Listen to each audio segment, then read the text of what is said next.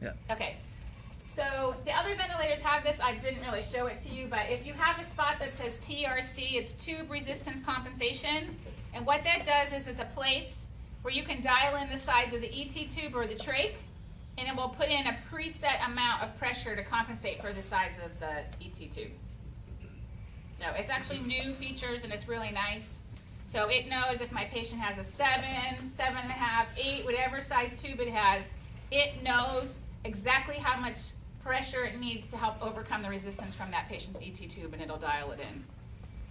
So that's what that is. And then we have our place for our modes. So get ready to write, because here's where these are, what they're called. I'm only going to tell you the ones that you need to know for right now. So we have P, like Paul, dash CMV. That is ACPC.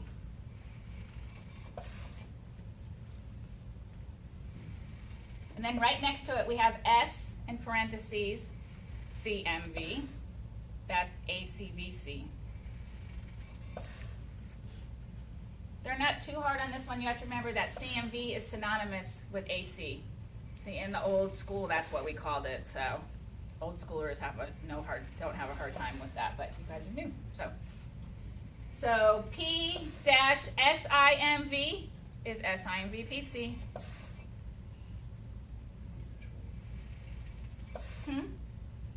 You need me to say something again? P-SIMV. SIMVPC, as we know it. And excuse me. And the one that says just SIMV with nothing else next to it is SIMVVC.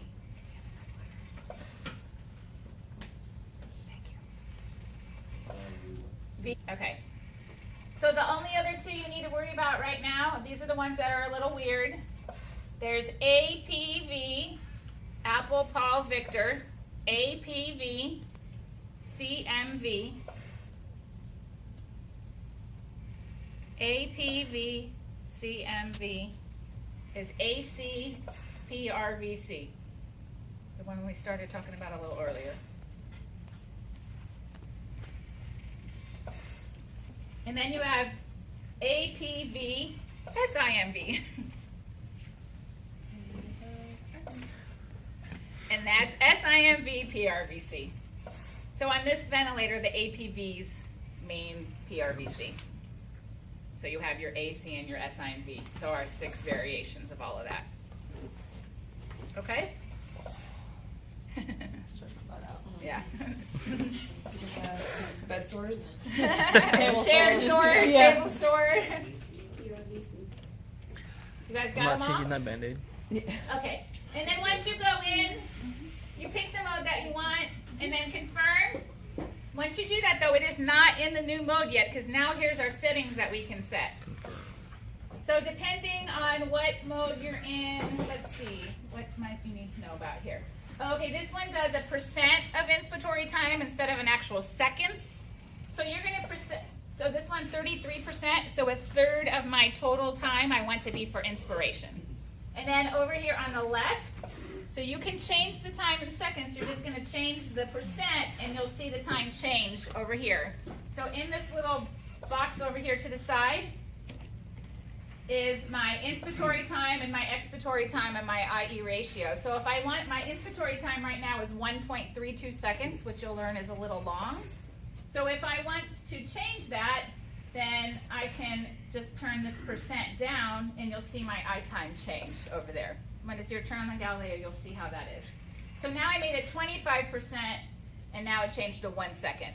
So you can change it, you're just not changing it in time, you're changing it in a percent. And that's how some of the ventilators are. And then the other thing is the sensitivity on this one. Flow trigger versus pressure trigger. How do I change that? Okay, so down here, there's a round dot button, and underneath it right now it says P trigger. That's because it's in pressure trigger. If I want to change it, there's a little square next to it that you have to put your turn the knob till it's highlighted, and then push my button. And when I do that, I change it. So I push it at once and it goes trigger off. Well, we're not going to turn it off. That would lock your patient out. We never do that. Push it again, it goes to flow trigger. Push it again while the square is highlighted, pressure trigger. Push it again, off, push it again, flow. So we'll leave it at flow because that's what we want. So once it's there, don't push the button again, it's going to change it. Take the wheel off of it. The wheel, I mean the circle around it, okay? So that's how you can change your sensitivity in this one. And then you can confirm, and now I've actually changed to a new mode, not until that point. So that's where you can get to your modes and make your changes. On, you can see your waveforms are right there. There's a couple different ways to get, yes? When you're going to put in the ET2 compensation, do you do that before or after you set your mode? That doesn't matter because it's going to be on all the time. Yeah, so you can do it whenever. Tube compensation is used mostly in weaning, but you can use it at other times. And typically you'll see what happens, you change your mode in your settings, you have to change your alarms, which you'll learn about. That's why it's alarming right now. So let's see what we need to change.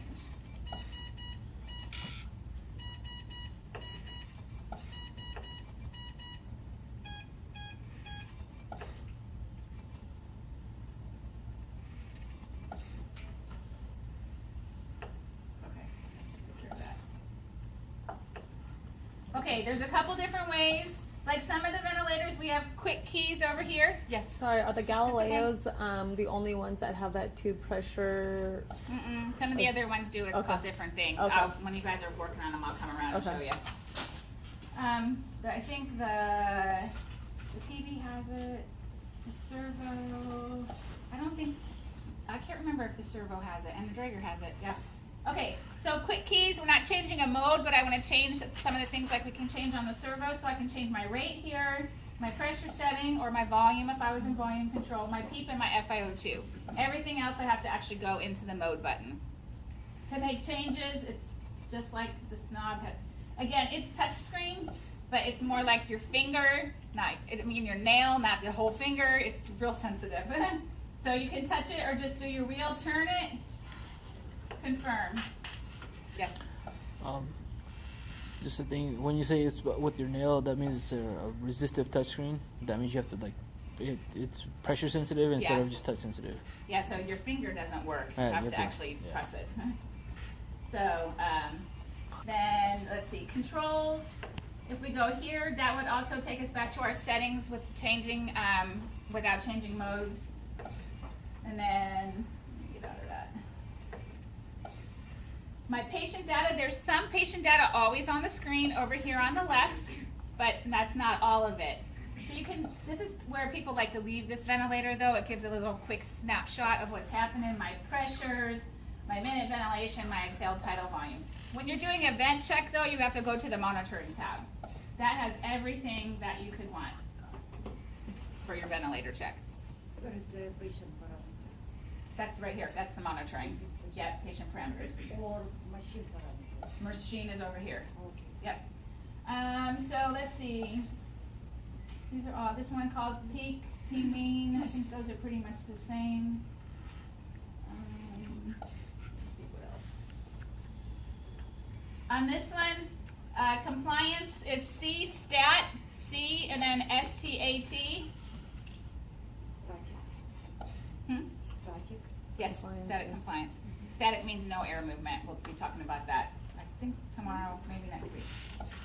And then this has inspiratory and expiratory resistance. We're looking at inspiratory resistance, and it's RCINSP.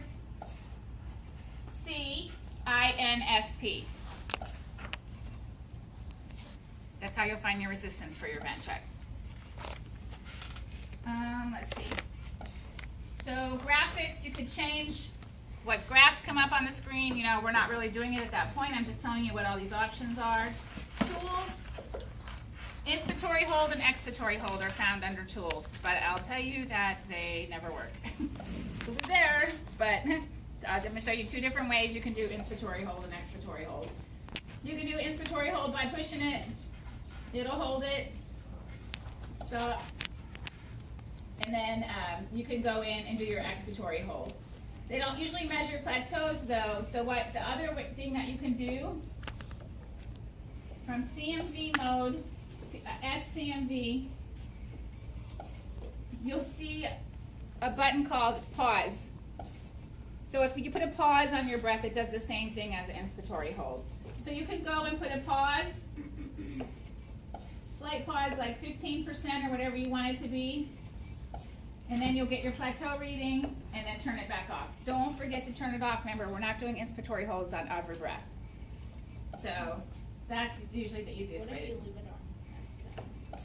It's probably not the end of the world, but it's Like not. if you put it on 5 and then you leave it on. It's not. It could be, depending on your patient, it could make them uncomfortable. It's not really going to hurt them. Yeah. It can increase pressures, which we'll have to talk about more later. So as long as it's a very small one, it would not be the end of the world. And is it okay that we change mode to only to do apnea? No, because you're going to learn that we don't really do plateau and compliance when we're in pressure because we monitor it a different way. We do plateau and compliance when we're in volume mode. So I just assume nobody will You understand. just show, okay. Yeah, I just want to show you how to It's do not it. way to- Yeah. So let's see. Events you can go to. You can see where all the alarms are that have gone off over time. So if you want to get a history, and then system. Again, we talked about those were just like overviews, date and time, calibrations, basic information on my ventilator. Let's see. Alarms. Again, as I was telling you when we were going through the calibration, the line here and the numbers will tell you what your averages on each of them. So you can set highs and lows for the ones that'll let you, according to the guidelines that you'll learn later. For now, while we're in class, set your alarm so they don't alarm. Put it above and below what it's averaging. Once you change to different modes, you have to change your alarm settings again. Down here at the bottom, there's our silence, 100% O2 for suctioning. Manual breath, that wonderful button if we just want to push because we want to give half a breath. Because it makes you feel good. There you go. Nebulizer, if you're using the nebulizer feature, here it is, on and off. You're hooked up there. I guess Folsom does use it. And standby. So patients go into OR or whatever, we're going to take them for a procedure, put them on a transport vent. We want to put our ventilator on standby, push standby, activate, and there you go. Now you're in standby, and it'll start the counter. We want to How long it can be on standby? forever, technically forever.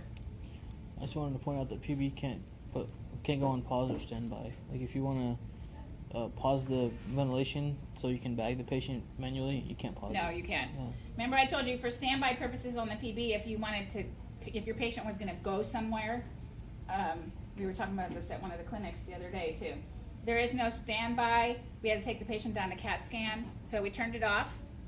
You come back, you turn it back on, and hit same patient. That's the effective way to do standby on that one. So our patient's back. We want to resume ventilation. We just hit start again. It'll keep it right where it had been. So you can put them right back on the same settings. So over here, I can see that I'm plugged into AC. So I'm in power. And my battery, my internal battery, says green is completely charged. Remember, internal batteries we're not relying on for any amount of time. They're very short-lived and they do not last long. Down here it will tell you that you're plugged in as well. And that's it. Everything for the Galileo. Questions? This is the biggest pain on this ventilator. Other than that, it's actually pretty nice.